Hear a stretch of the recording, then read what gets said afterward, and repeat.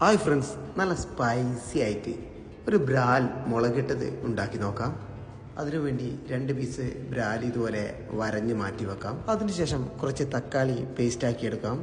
അടുത്തതായി ഇതുപോലൊരു ചട്ടി എടുത്ത് അതിൽ വെളിച്ചെണ്ണ വെച്ച് അത് ചൂടായി വരുമ്പോൾ കടുകും ഉലുവയും പൊട്ടിച്ചതിന് ശേഷം നീളത്തിൽ കട്ട് ചെയ്ത ഇഞ്ചി, വെളുത്തുള്ളി, പച്ചമുളക്, കറിവേപ്പില എന്നിവയിട്ട് നല്ല രീതിയിലൊന്ന് സോട്ടായി കൊടുക്കാം.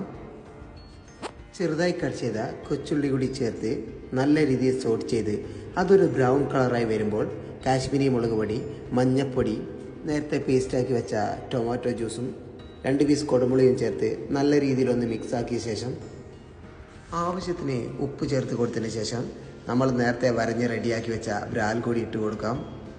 ഒരു 5 മിനിറ്റ് നമുക്കത് കവർ ചെയ്ത് കുക്ക് ചെയ്യാം.